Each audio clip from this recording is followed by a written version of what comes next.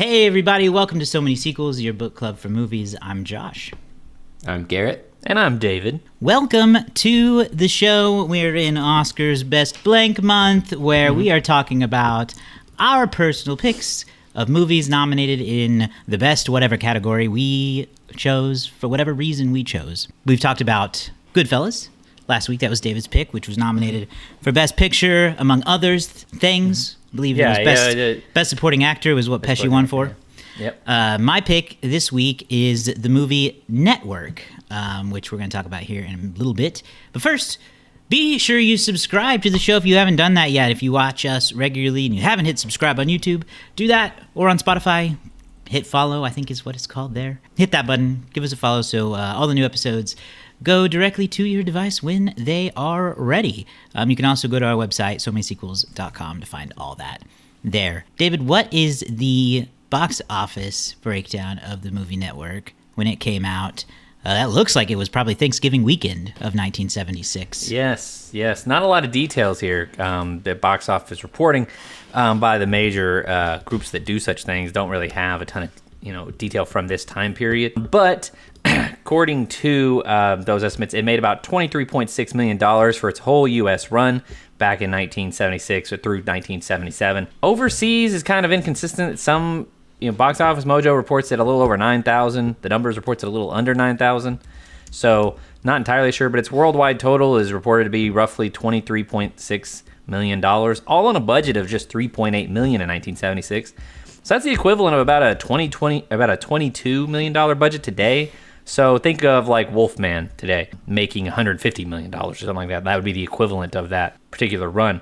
Don't really know exactly where it finished. The best estimate I can get on where it finished in that year was maybe between like 8 and 9, somewhere in that neighborhood.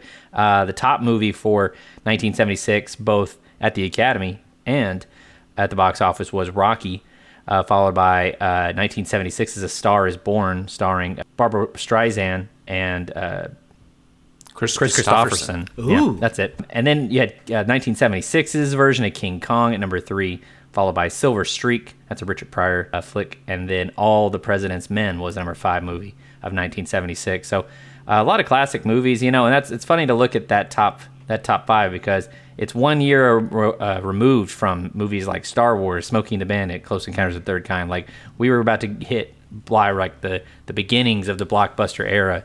Of course, he had Jaws before this, but as things really became more and more common after that. But yeah, all in all, it was a successful film at the box office and a successful film critically, for sure. Yes, indeed, it was. So Network is about veteran anchorman Howard Beale, who is forced to retire his 25-year post anchoring the network news because of his age and his low ratings. Mm-hmm. And so he announces to viewers that he is going to kill himself during his farewell broadcast. He even gives them like a 2-week notice. Network executives rethink their decision when his fanatical tirade results in a spike in ratings. And this is the crazy movie that we have dove into this week. This was my pick. I hadn't seen it. None of us had seen it prior. That's a good reason alone to pick it. But also, I felt like it was going to be a movie that would be somewhat timely today, just because of we're in another fractured era of media and how it's consumed and produced, which I thought that this movie would be about. I knew it was about crazy stunts to get better ratings. And that is not something that has really changed over time since the 70s. It's really just the delivery and platforms that have changed. Mm-hmm. Now we're in a time of people are getting their news from random podcasts, not the legacy ones. And it's like your CNNs and your NBCs and all them are they're falling apart and it's craziness. No one knows where's the real news. So Network is that's why I chose it. It felt like it'd be a timely movie. And like you said, it was nominated, or it was critically acclaimed. This movie was nominated at the Oscars for film editing, directing, cinematography, actor in a supporting role, actor in a leading role, and Best Picture. It won, let's see, you got here, Best Actor, Best Actress, Best Actress in Supporting, and Writing. So good haul there. Yeah, 10 noms, 4 wins. My expectations were obviously high, but I think it didn't go fully where I thought. it would. We'll talk about that. It was a lot darker. It got a lot darker than I even thought it would for a movie that I knew was about a guy who said he was gonna kill himself on TV. It still got darker, but I see why it's a classic. Garrett, what were your expectations for this movie going into it? I didn't really have any. I've known this movie only adjacently for basically the scene with him in a trench coat. But I don't even know if I knew words associated with that scene. I just knew that image. And so I think you had mentioned to me about it being the anchor saying that he was committing suicide on TV. See, I didn't even know that. So I really went in pretty blank slate. And I had some, going through it, it was, man, I can really relate to this, and this is really good. And then it would go, oh, I don't really like this at all. And, so there were a lot of peaks and valleys for me, but the timeliness is noticeable. What about you, David? Well, similarly, I had only like a vague awareness of the movie. I had heard mentions of it by directors like Aaron Sorkin, James Gunn. They had mentioned it in the past in like interviews I had seen. And then I remember, like you said, the sort of scene with him on the news, soaking wet in his trench coat, the "you gotta get mad" sequence. Like I had seen that featured in like supercuts and like best lines in cinema history kind of mashup videos on YouTube years ago when I would watch that sort of thing. So like I kind of was aware of it. My expectations were I was kind of expecting this to be a classic because everything I kind of read around it after Josh said he wanted to do it was that it was considered one of the greats. It didn't win the Academy Award that year, but it was, lauded as being one of the great movies of the last 50 years. Yeah, it certainly was. Let's just get kind of into the movie here. It's a real 3-act movie. This is a very old movie, so I am comfortable with spoiling aspects of this. So consider this your warning. But we have Act 1 is really this. It's Howard Beale, his fall, and then you have Act 2 is kind of his rise as this mad prophet that Diana helps create, and then you have Act 3 where the network UBS they've created a monster they can no longer control and they have to get rid of it essentially. Let's start with that first part because I also feel like we go into acts where we go into kind of the more satirical, crazier parts, which is probably some of the parts that Garrett may have had an issue with, if I'm just guessing right, that it was like some of the crazier elements, like that were like, oh, no. I don't like this. Oh, okay. No, actually, I liked those more. Well, so in Act 1, we get Howard is given the news that he is going to be fired, essentially, because his ratings are too low, and he has this drunken rant about, I'm going to off myself on TV. Here's when I'm going to do it. Gives the PR people enough time to promote the show. And my first thought was watching the people in the control room who had almost no reaction while he's doing it. Only one woman even noticed he was saying it, and she was kind of like, you guys hear this? It's kind of weird. Yeah. But this man's breakdown on TV leads to the network executive being like, we can exploit this for better ratings. So what was your guys' how did you guys feel watching this first act, I guess? A lot of this movie, I feel like can resonate with us because we all have news backgrounds. We all have a news background. We all have television background in some way, shape, or form. And so that was really a moment of like, yeah. and this is the time frame whenever news was not, it was really just kind of starting to transition or had like that transition just started from being an actual public service into being for profit. For so long, news didn't make a profit. Its purpose was not to make a profit. Its purpose was to give you facts and information and news about things happening around the world. And so you can see this movie really taking that into consideration in this and everything about how, especially whenever you see the news side and the programming side in that first kind of act. And so for me, that part was super relatable because growing up in TV after this transition and living in it whenever news has always been for profit, that is something that you hear is how, the ratings aspect that they talk about, all of that stuff, it still continues in newsrooms today. So I felt that was super relatable for me anyway. Mm-hmm. Yeah, I mean, it was, and what I really liked about it was how it took a scenario that even if you don't know like the inside baseball, the background, the editorial, the guy sitting in the control room, even if you don't know that, everybody has sat down and watched news program. And of course, back in 1976, that's one of the main things everybody did was they sat down at night and they watched their nightly news, either national or local, right? And so for this really like this kind of inciting moment to be him on live TV, and at first, because Josh, like you said, nobody was reacting. I was like, oh, is this like a trance situation where he's like he's dreaming this? But like to come right out and say like I'm going to kill myself on national TV. I think he even says I'm going to blow my brains out or something like that. Like he's not even like dramatic, yeah. And I was like, whoa. I was like, okay, this is like and I was like, I'm interested to watch the fallout of this, not really knowing how deep and how far it was going to go. And the idea of slowly but surely them realizing like, okay, that was weird. We're going to rein him in. And then he goes off again a little bit, and he just starts saying that he just says, I'm just out of bullshit. He just says it over and over again. And they're like, oh, gosh, you got to pull him off the air. But then that element, I think that in 1976 they were afraid of, that definitely came true. That idea of coming in and going like, no. You have tapped into the anger and the frustration of the audience. We need to push that. Like, we need to, like... you're looking at this news program as though it's been violated by something awful, but we need to exploit that. And so they are willing to exploit this clearly unstable man as long as it is generating profit for them. And while that may not be literally what's happening at every moment, it is, in principle, what happens all too often in the media world.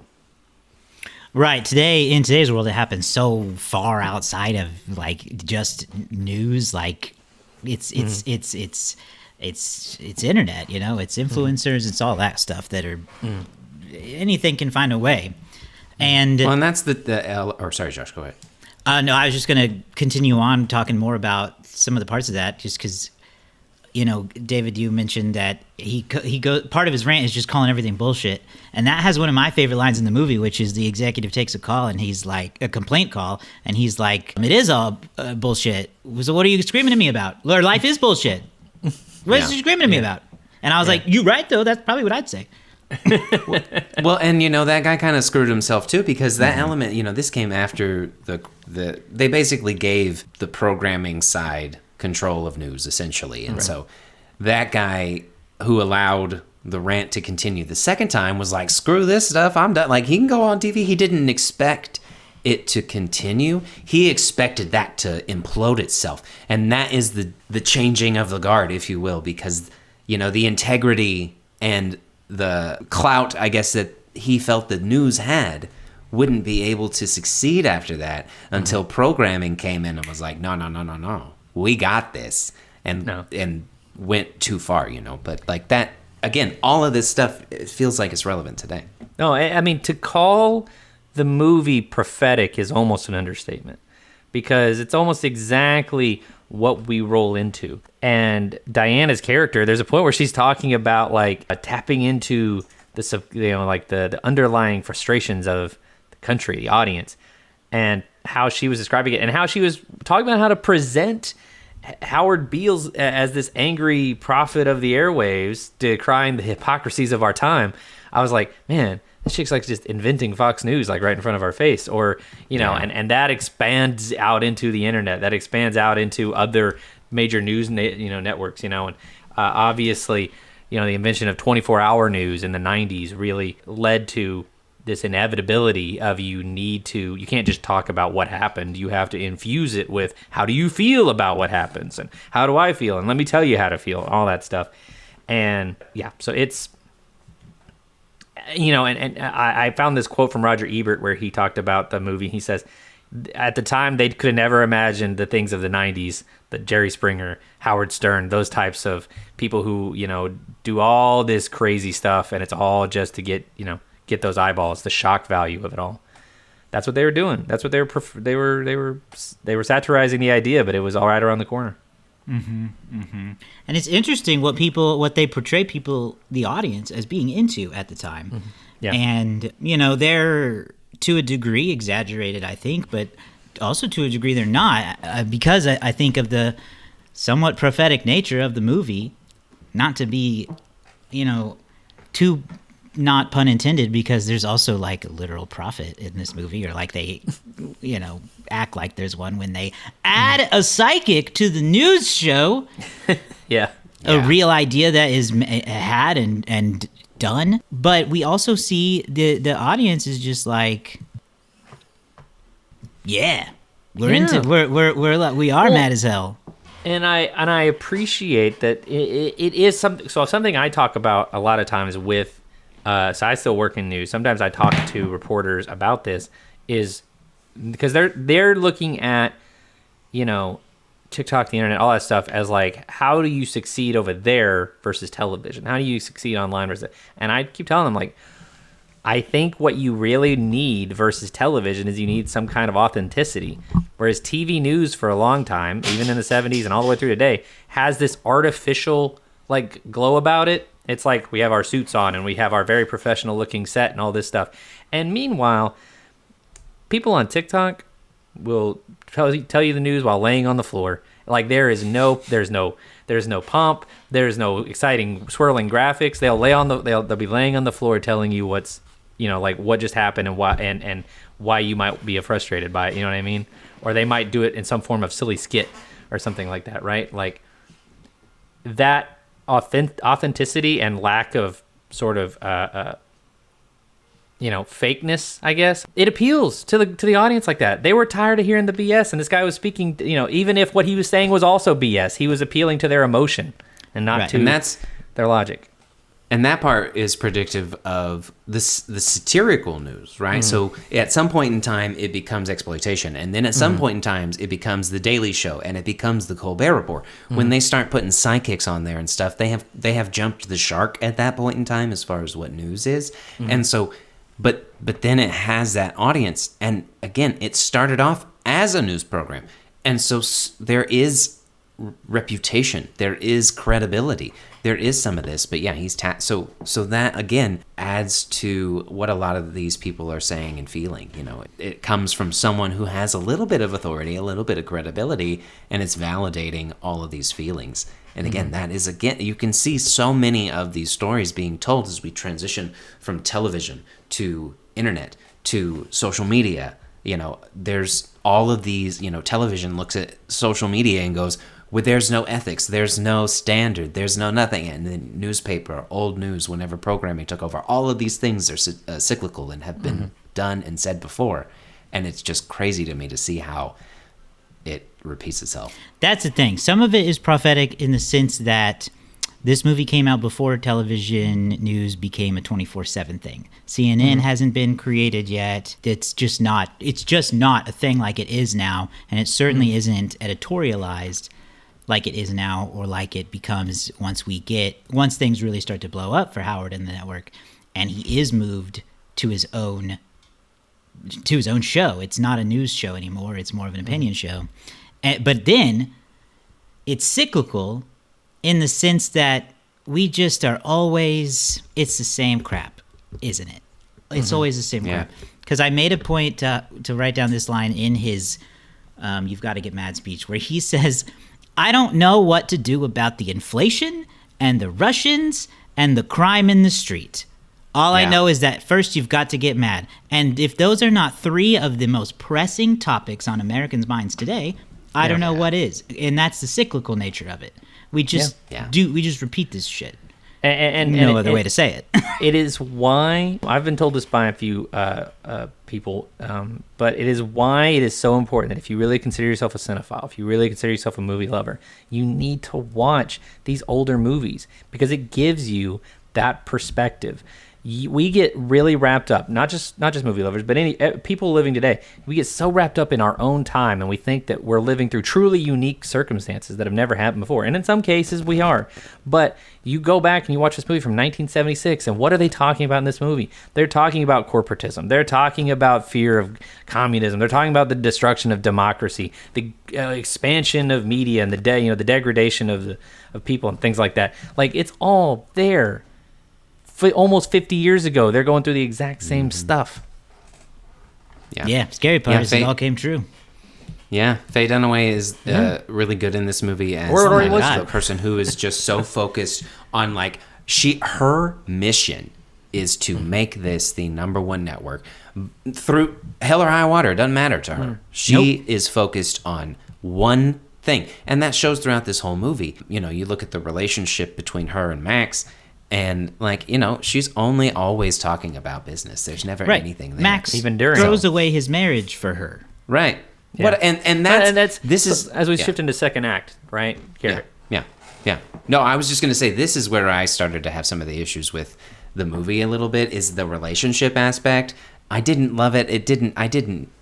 You know, I get what they were trying to do, but it didn't land with me very well. And then when they gave Robert Duvall a lot to do, I just felt like he wasn't necessary. And so there were like the middle act is where I really struggled, because it seemed to go a little bit way too behind into the corporate stuff for me, and really starting to get into the you got to have a deep knowledge of TV when they're starting about some of this like specifics. And so that just seemed a little out of place for everything else. So it's not like a huge critique. It just kind of, you know, was like moving on to the other stuff. No, I'm with you. I think that, and it's a mild criticism that I'll lobby at best, but I feel like the perspective shifts a little too much. You know, we kind of have these three main characters, Faye Dunaway's character, William Holden's character, and Peter Finch, and it just kind of shifts around them a little too much, and I would have liked a little more. Like, there's some subplots in here, like Diana decides, like, on the hotness of the Howard Beale show, she's going to reach out to this ecumenical liberation army group and give them a show, basically give them like a docu-series show to where they can talk about communism, and they can talk about the oppression of African Americans in the United States and all this stuff. And like, that's a whole subplot that like really doesn't get as much time to cook as the rest of the movie. I feel like if you wanted to make this film today, you would have to settle for it being an HBO series or like an Apple series. You know, like you couldn't do this movie and have it be as successful as it was in 1976. You'd have to do it like on HBO, which would give you the time to develop these other subplots that are going on in this film. Yeah, maybe so. I mean, really, it just, that second act, to me, I also agree that I don't love all of the nitty-gritty it goes into, but I do see the purpose of it, just because I think that what we're really getting out of this is how desperate and obsessive Diana is with greed and power and getting ratings, that she is so willing to sensationalize everything on her network that she'll put a terrorist group on air.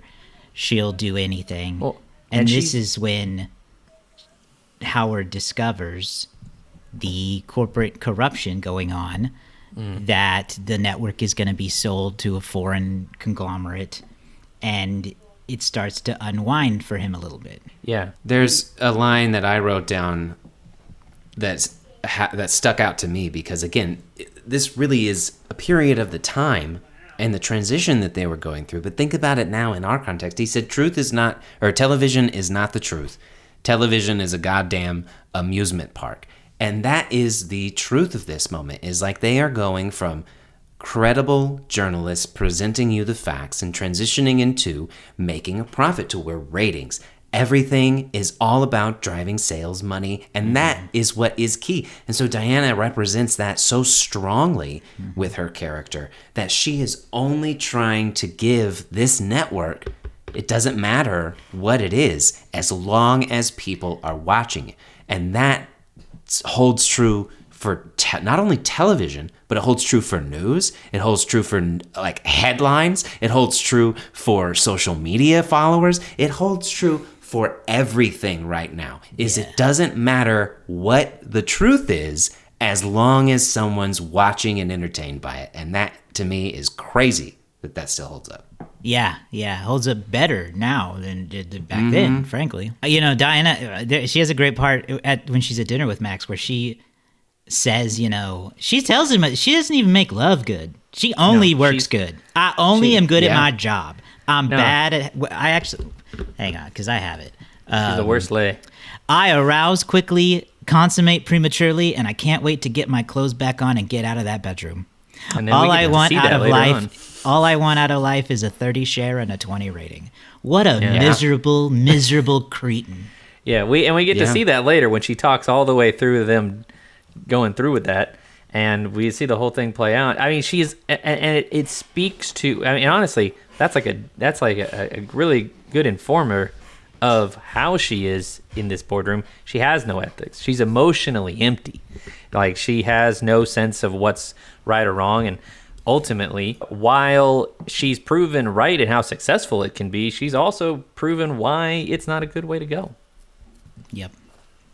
So I want to highlight, because before we move on to, like, I think the last bit of it, which is where things, I mean, his show, like the Howard Beale show, gets crazy. And the ending is very sudden in a way. But I want to highlight two things. I want to highlight Beatrice Straight, who won the award for Best Supporting Actress. And I want to highlight Ned Beatty for their performances. Firstly, strangely, Beatrice Straight, who plays the wife of William Holden's character, she won Best Supporting Actress. She was only in the movie for 5 minutes and 2 seconds. It's the shortest performance ever for an Academy Award winner. And mostly just for one really good speech. She gave a great speech. She did. And then Ned Beatty came pretty close to winning as well for basically one good speech. He's in the movie for only 6 minutes and was nominated for Best Supporting Actor for a really darn good speech as well. Yep. Was Robert Duvall nominated? Because he was in there for a hot second. He was not. And Duvall's great. You know, he's always good. That's wild.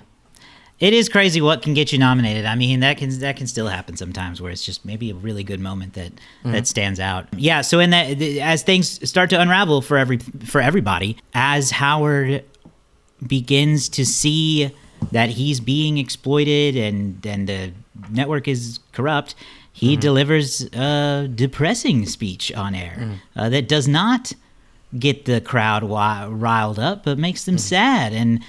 And unfortunately, the show drops a single ratings point, and Diana has a complete meltdown. Yeah, and the whole and as the week goes on, it gets worse and worse and worse. So they make the only rational decision that there is to make: assassinate him. Yeah, on live television. I was like, what? Isn't it fascinating, the circle though at play that is like giving him what he thought he wanted in the beginning, which was to die on live television, and then have that delivered through a totally different means. It kind of is fairly quick at that point. There's not a lot to discuss, because they do make the plan to just kill him. I don't know why if anything, this almost let me down a little bit, because I don't know, after watching this, the full 2 hours up to this point, I'm like, all right, he's going to like say some crazy shit and then they're going to shoot him. He didn't say anything. He just like walked on stage and they just shoot him point blank before he says, hey, I'm Howard. Yeah. I was kind of let down by that. Yeah, it is kind of as the movie goes on, it does get more and more satirical, more and more far-fetched, and it does feel like the classic, like, pull the ripcord situation for a satire is just, they just die. Like, it's just we just have to end it. Part of me almost expected that version of Bad Moon from Werewolf in London to play, after the end of it, because it just cut to black really quick. It did. It was kind of a quick ending. And we do get that voiceover towards the end, which really, there's a couple of moments of narration, Josh, the classic narration when we want it scenario. Not as good as Goodfellas. And we get this line, this was the story of Howard Beale, the first known instance of a man who was killed because he had lousy ratings, to kind of close out the film. So, I don't know, overall, what did you guys think? I wrote one more line down that resonated with me Hit us. A lot. It says, there is no America. There is no democracy. There is only IBM and ITT and AT&T and DuPont, Dow, Union, Carbide, and Exxon. And I swear to God, it's too real. Most of these companies are the same companies. The last line I wrote down, and a similar notion that sat with me, was, what is finished is the idea that this great country is dedicated to the freedom and flourishing of every individual in it.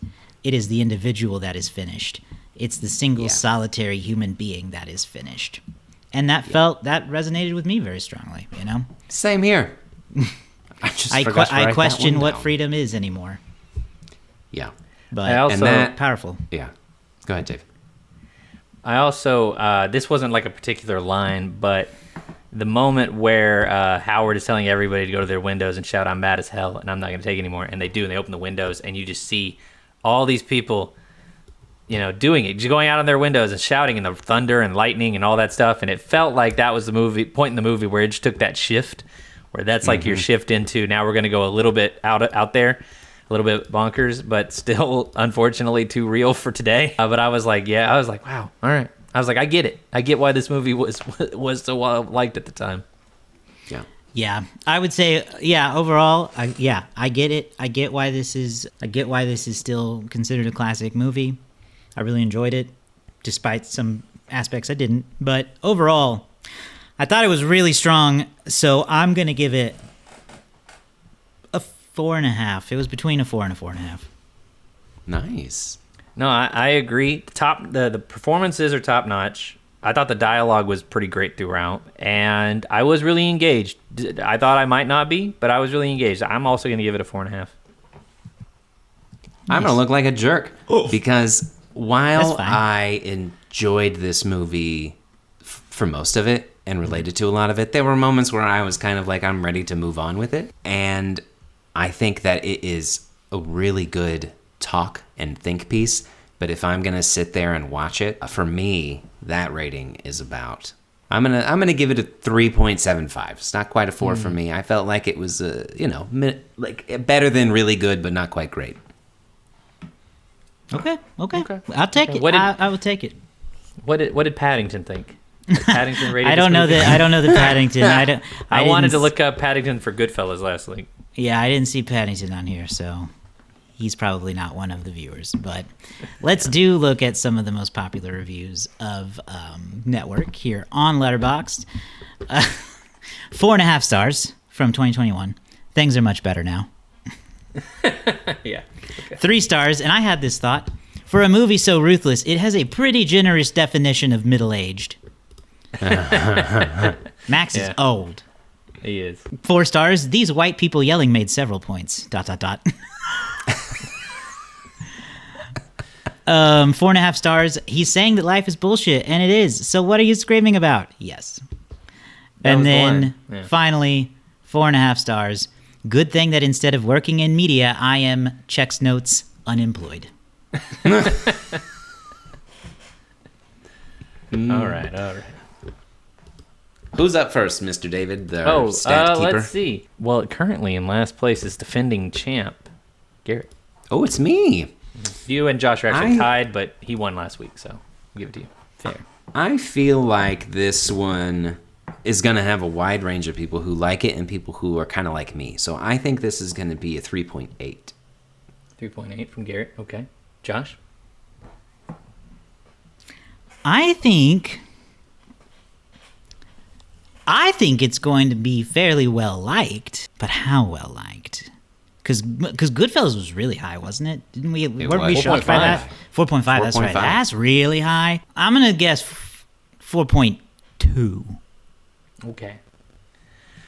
Well, then I will go with All right. So let's do this. I'm gonna go with 4.0, which gives us Garrett. What did you say? 3.8.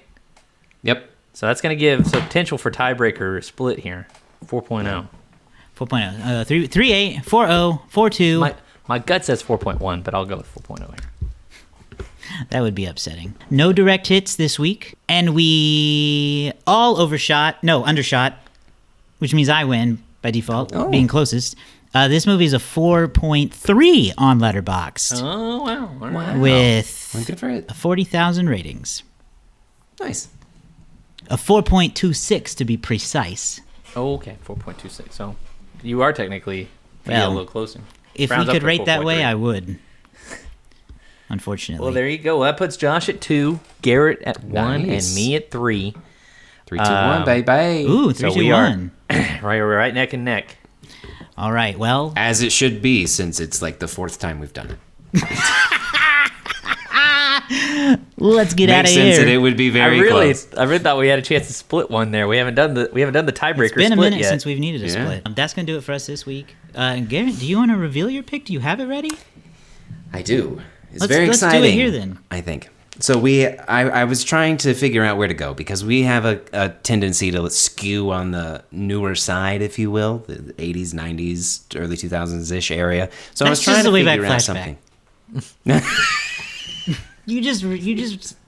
I know. I just reused it. I forgot about that. But I was trying to find some stuff, and I consulted our former host, Mr. Nichols. A good and resource. he gave me some suggestions.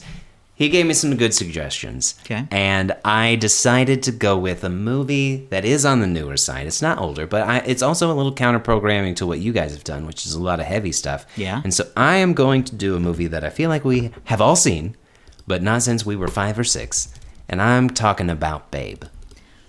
Babe. I'm talking about that Pig cute little in pig the named city. Babe. Yeah, no. That's a piggity. sequel, I think. Yes. But yeah, Babe. we're gonna bring in Oscar-nominated Babe. It's not animated, but it's one of the early live-action movies with the animals and the talkings and whatnots. It's gonna be very kid-friendly, and I think it's gonna be a lot of fun. I truly haven't seen it probably since it came out. I was probably 7 last time I saw Babe, I think. That's what I'm saying. I think we all I have fond memories there's of no it. way I but remember Babe. Exactly. I mean, and I so remember I'm Babe, excited to but- kind of revisit it as an adult and see how it holds up. That will be So fascinating. this will be the 68th Academy Awards is what we'll be visiting for that week. All right. Well, go watch Babe so you're ready to talk about it with us next week on the show. Go subscribe, Spotify, YouTube, wherever you get podcasts. We are on all of them. You can also follow us on Instagram at So Many Sequels Pod. Go to our website, SoManySequels.com. Everything's there. All the things I just said. I didn't even need to say it. It's there. So go. We'll see you guys next time. Bye.